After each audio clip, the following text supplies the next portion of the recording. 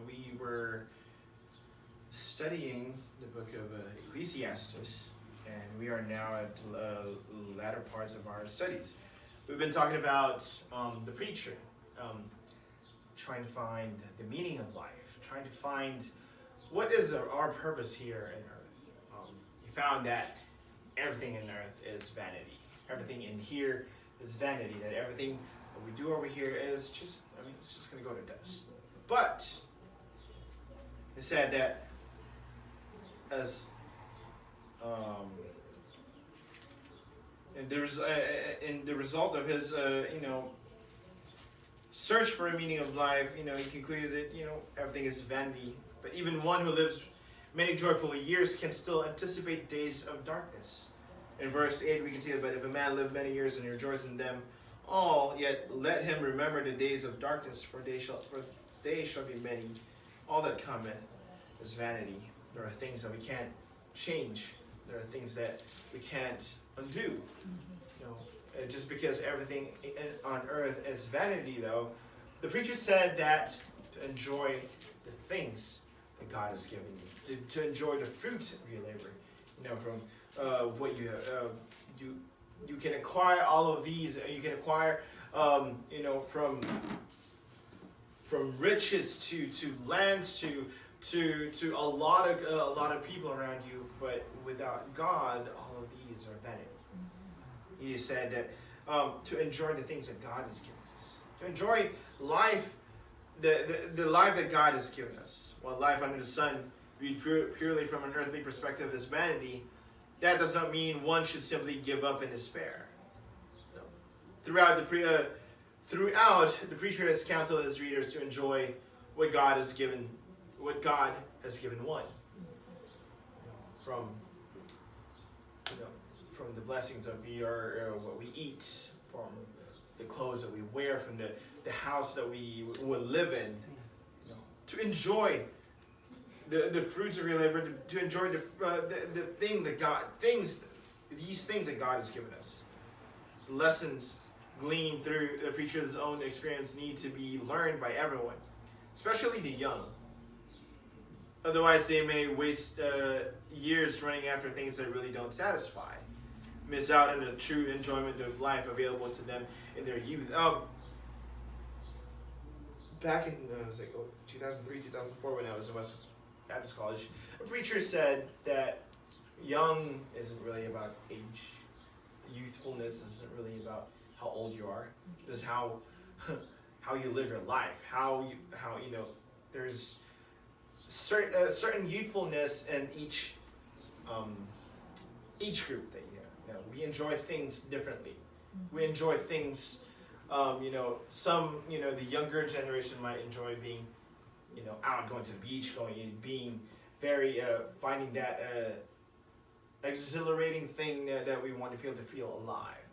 Those are the other ones, to the other ones that are, middle age, who are looking for the joy in, what they have, the memories of what they have acquired, the memories of what they have done, or the things that they have acquired, the things that they have around them. The later part of life is, looking back to the accomplishments that you have done. So there is certain youthfulness in each age group that needs to be understood. Now, the lessons gleaned here is that we need to learn how to live life according to God's plan, according to what God has in store for us. To make sure that young people do not miss the lessons he has learned, the preacher directs his attention towards them as he prepares to draw his book to close. And the verses that we have read, the preacher's advice to the young, the first of which is, rejoice in your youth. In verse 9, rejoice, O young man, in thy youth, and let thy heart cheer thee in the days of thy youth, and walk in thy ways of thine heart, and in the sight of thine eyes. But know thou that for all these things God will bring thee into judgment.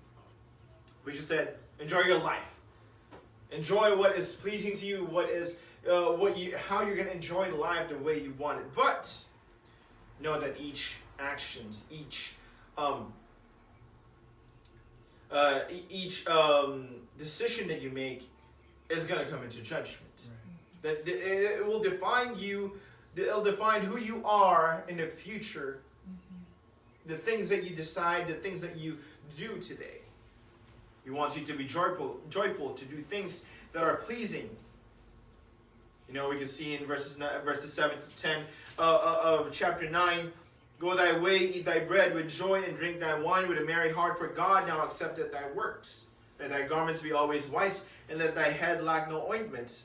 Live joyfully with thy wife, whom thou lovest all the days of thy life, all of thy vanity, which he had given thee under the sun, all the days of thy vanity, for that is thy portion in this life, and in thy labor which thou takest under the sun. Enjoy, enjoy life, to do that are pleasing. Don't overwork yourself. Don't, spend too much time to things that you hate, you don't enjoy. Therefore, take advantage of the youthful capacity to enjoy life. And don't lose sight of the judgment. You will have to give an account for what you do. God will judge both the righteous and the wicked. In chapter 3 and chapter 12 and verse 4, and the door shall be shut in the streets when the sound of the grinding is low, and he shall rise up at the voice of the bird, and all the daughters of music shall be brought low. Again, our decisions, our choices today, will still be judged. To live according. The preacher is saying that to live a life that is pleasing, to live a life that you enjoy, but remember that there is judgment after. Remember that your choices will be judged. That what you do will be judged in the end. God will judge both the righteous and the wicked. Therefore, be selective in what you do to have fun. God has created man with energy to enjoy life, especially when we are young, as long as that energy is directed in the right channels. Youth is to be a time of great joy. Along the same vein, the preacher advises the young to remove sorrow and evil from your youth. In verse 10, therefore remove sorrow from thy heart and put away evil from thy flesh, for childhood and youth are vanity. Now, it says sorrow from your heart. I think nowadays we know that, I'm not sure if everybody is aware, but there is a high,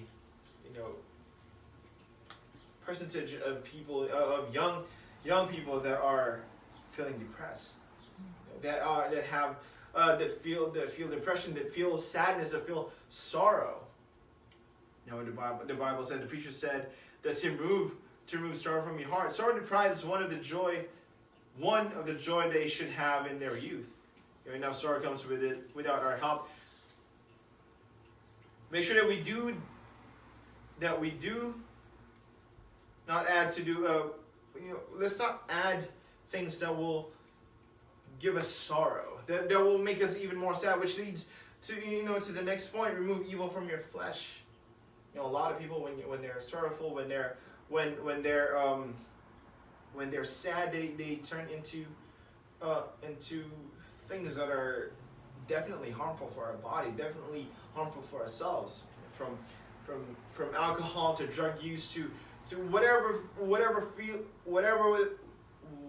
that would make them feel alive. Make them feel alive. We need to remove evil from our flesh. Youthful indiscretion contributes to much sorrow, such as the wrong kind of companions. In Proverbs chapter 1, verses 10 to 19, you can kindly open your Bibles with me over there. Proverbs chapter 1, and verses 10 to 19. Follow me silently as I read. And in verse 10, my son, if sinners entice thee, consent thou not.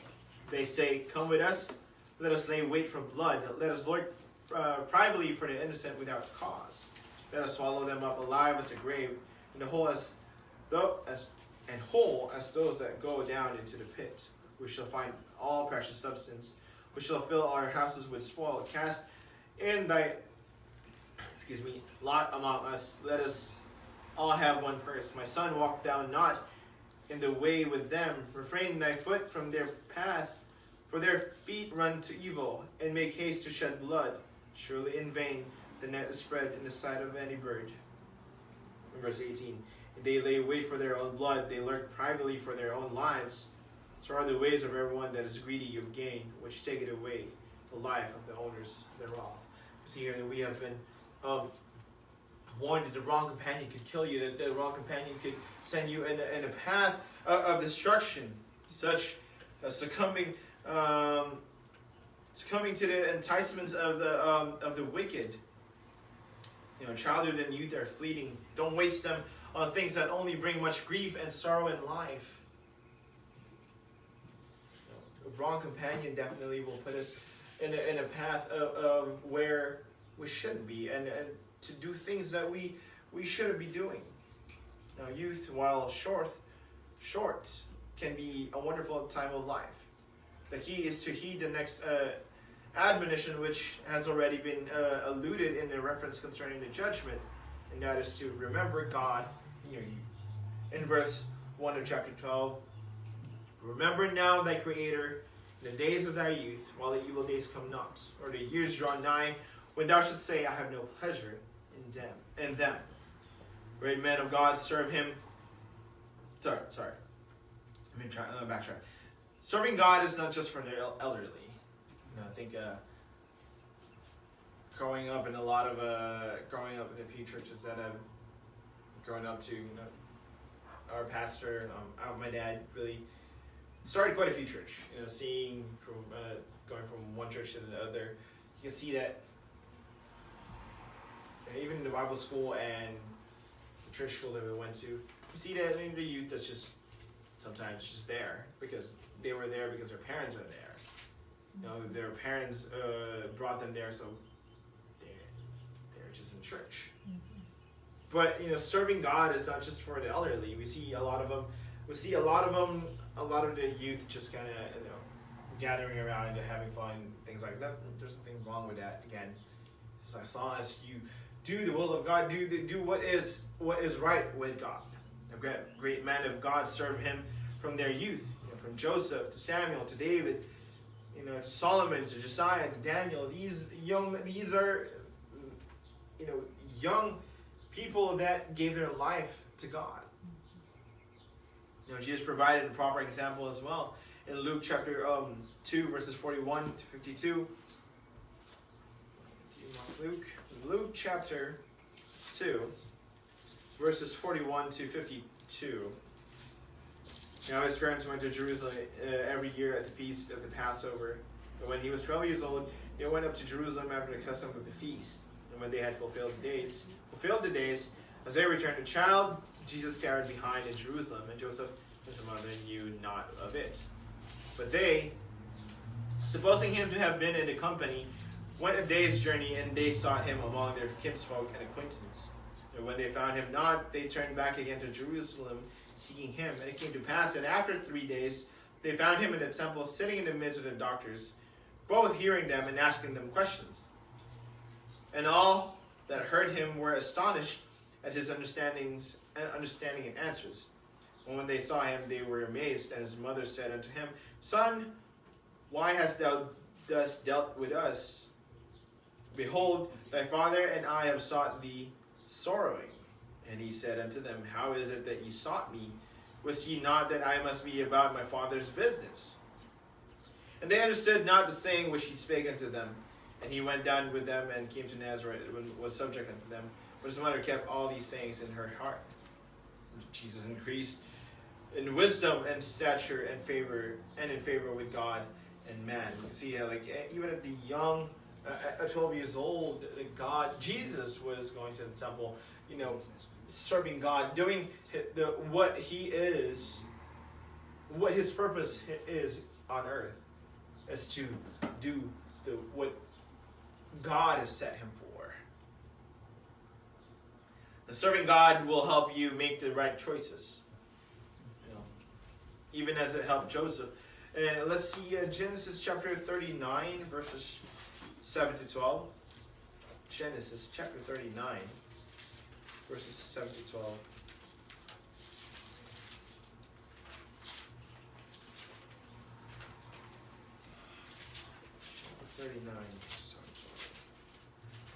verse 7, and it came to pass after these things that his master's wife cast her eyes upon Joseph, and he said, Lie with me. But he refused and said unto his master's wife, Behold, my master, was it not what is with me in the house? And he that had committed all that he had to my hand. There was none greater in this house than I, neither had he kept back anything from me but thee, because thou art his wife. How then can I do this great wickedness and sin against God? And it came to pass, as he spake to Joseph day by day, and he hearkened not unto her, to lie by her, or to be with her. And it came to pass about this time, that Joseph went into the house to do his business, and there was none of the men of the house there within. And she caught him by his garment, saying, Lie with me. And he left his garment in her hand, and fled, and got him out. Now, serving God will help you make the right choices. Here you can see that Joseph is being tempted, being seduced by the king's wife, and he did the right thing, and because he served God because he feared God, because he feared the God that he serves. Not only that, but he also feared his master. We can see that he did the right thing by fleeing from that situation. It helps. Serving God will help us make the right choice. Definitely, make the right choice from fleeing. The next parts of those are definitely showed who he is, what kind of servant he is in the latter parts of those chapters. Serving God will definitely helps us make the right choice, just as it did help Daniel in Daniel chapter 1 verse 8.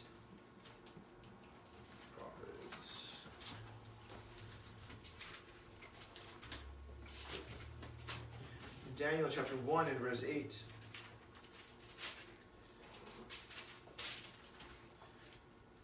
But Daniel purposed in his heart that he would not defile himself with a portion of the king's meat, nor with the wine which he drank. Therefore he requested the prince of the eunuchs that he might not defile himself. Now we can see here that, this is the part where Daniel, they were being tested. They were, a decree was put up to where, they can only serve the king. They have to eat what the king is giving them. And he said, I will not defile myself with that. I will eat, give me, I will not defile myself with a portion of the king's meat, nor the wine that he drank. He asked the eunuchs to give him the food that he wants to give his body. Now, serving God in your youth will help you avoid many of the things that bring sorrow, and prepare you for the days of darkness that will come. This leads us to the final point in the preacher's advice to the young. Reflect upon what is coming. In verses 1 to 7 of chapter 12, remember now that greater in the days of thy youth, while the evil days come not, nor the years draw nigh, when thou shalt say, I have no pleasure in them. While the sun or the light or the moon or the stars be not darkened, nor the clouds return after the rain. In the day when the keepers of the house shall tremble, and strong men shall bow themselves, and the grinders cease because they are few, and those that look out at the windows be darkened. And the door shall be shut in the streets, when the sound of the grinding is low, and he shall rise up at the voice of the bird, and all the daughters of music shall be brought low. When they shall be afraid of that which is high, and fears shall be in the way, and the almond tree shall flourish, and the grasshopper shall be a burden, and the sire shall fail. Because man goeth to his long home, and the mourners go about the streets. Wherever the silver cord be loose, or the golden bowl be broken, or the pitcher be broken at the fountain, or the wheel broken at the cistern, then shall the dust return to the earth as it was, and the spirit shall return to God who gave it. Difficult days are ahead, presuming you live a long life. Death is not a respecter of person. It doesn't matter who you are. It doesn't matter how old you are, how young you are. Death comes upon all. Presuming you live a long life, as already stated, these days will be many. There will be dark days. There will be a lot of dark days. But There will be days in which a little pleasure will be found, you know. The darkening of the lights of heaven, denoting a time of affliction and sadness. We can see that in chapter 2. There will be days where it's almost unbearable. That it would be that would bring so much sorrow, that we would bring so much darkness in our lives. But you know what? Remember, the very first part of that chapter 12 is, remember now thy Creator in the days of thy youth. A time where age and death catches up to us. The preacher uses various figures to depict the body in old age and death. You know, in verses 3 to 7, you know, we can see what the figures of verses in these possibly represent. The keepers of the house tremble, meaning the arms have weakened. You can't lift as heavy things as you used to. You can't pull things. You can't use your arms the way you used to when you were young. You know, the strong man bowed down means the legs have become frail.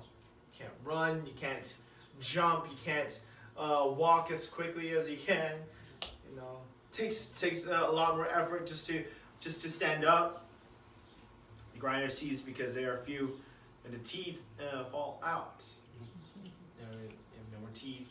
I mean, a lot. Probably some people have false teeth now, having those dentures and things like that.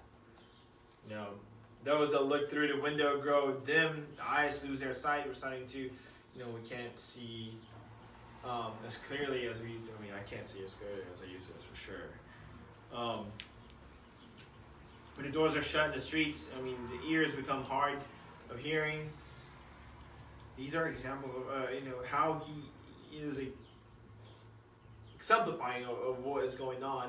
When one rises up to the sound of a bird, the elderly easily awakened.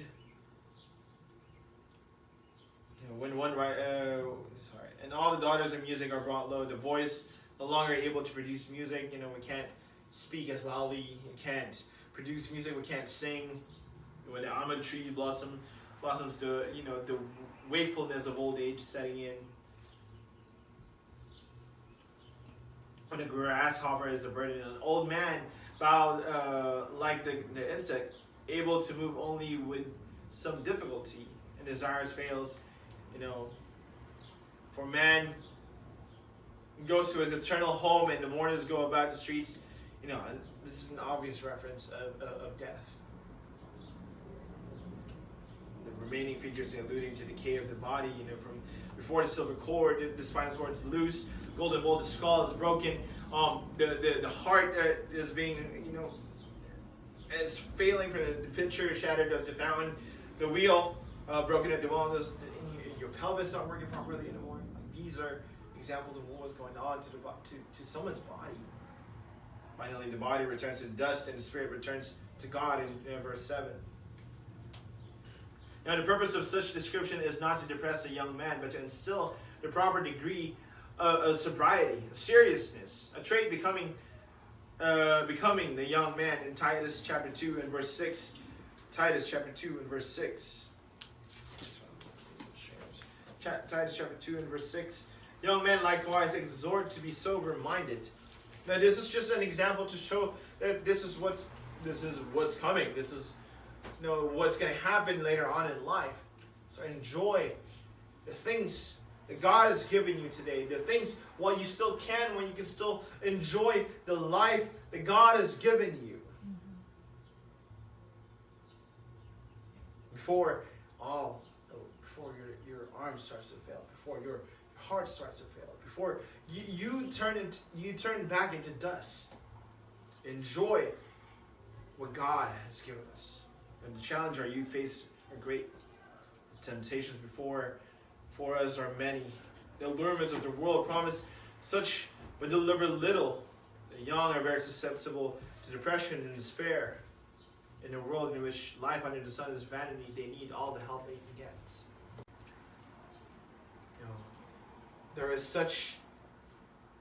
There is much in life that can be enjoyed, provided one heeds the preacher's admonition. Preacher said, rejoice in thy youth. Rejoice in your youth while you can still enjoy living life. While you can still enjoy, the exhilaration,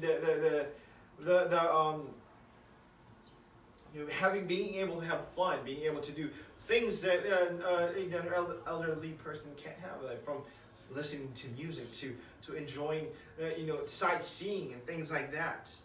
But remove sorrow and evil in thy heart. And this is something that would definitely has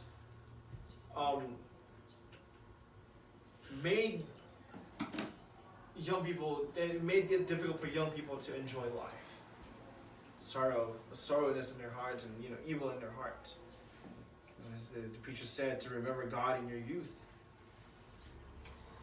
Remember that you have a God that can do anything. Live a life that according to God's will, and you'll find Him. As we all know that it doesn't just apply to the young people, but it applies to each one of us. See God, and He will take care of us. He will never leave us, and He will never forsake us. He will provide the things that we need. He will uplift your hearts. He will comfort you. He will do everything for you.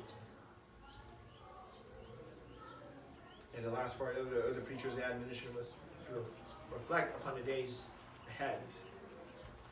Days where you can't do those things, to enjoy what you have now.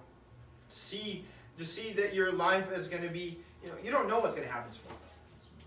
Enjoy life. So enjoy life according to God's will. As Apostle Paul wrote to Christians in Galatia, which certainly applies to the young. Galatians chapter 6, verses 7 to 9. Do not be deceived. God is not mocked. For whatever a man sows, that will he also reap. For he sows to see his flesh, will of the flesh reap corruption. But he who sows to the Spirit will of the Spirit reap everlasting life. And let us not grow weary while doing, for in due season we shall reap, if we faint not. Do we wish to reap everlasting life? Then let us sow to the Spirit by the walking after the Spirit, and allowing the fruit of the Spirit in our lives to produce the good things that we shall reap. Galatians chapter 5, verses 16 to 23. Now we'll leave it here. Galatians chapter 5, verses 16 to 23. This I say then, walk in the Spirit, and ye shall not fulfill the lust of the flesh. For the flesh lusteth against the Spirit, and the Spirit against the flesh. And these are contrary the one to another, so that ye cannot do the things that ye would. But if ye be led of the Spirit, ye are not under the law. Now the works of the flesh are manifest, which are these: adultery, fornication, uncleanness, lasciviousness, idolatry, witchcraft, hatred, variance, emulations, wrath, strife, seditions, heresies, envyings, murders, drunkenness, revelings, and such like, of which I tell you before, as I have also told you in a time past, that they which do such things shall not inherit the kingdom of God. But the fruit of the Spirit is love, joy, peace, long-suffering, gentleness, goodness, meekness, temperance. Against there is such no law. And allowing the fruit of the Spirit in our lives to produce good things that we shall reap. Live a life according to God. Live a life according to God's purpose. The preacher said to enjoy life, to enjoy your youth, to remember your Creator, to remember, remove all the sorrows and our evil. You do that by spending time with God, by giving everything to God. To remember God in our youth. To reflect on the days ahead. Give God all the glory. Give God give God your life. Now let us pray. Our Heavenly Father, we thank you, Lord, for this wonderful message that you've given us. Thank you, Lord, for this reminder, Lord, of the admonition that the preacher has given, to rejoice in our youth, to remove sorrow and evil, to remember God in our youth, to reflect upon the days ahead. I pray, Lord, that we have learned what you have in store for us today. We may go home, reflect on this, and that we may live a life according to your will. That we may seek you more and more every day, Lord, so we may grow in our relationship with you. And Lord, we want to praise and thank you. In Christ's most precious name we pray. Amen.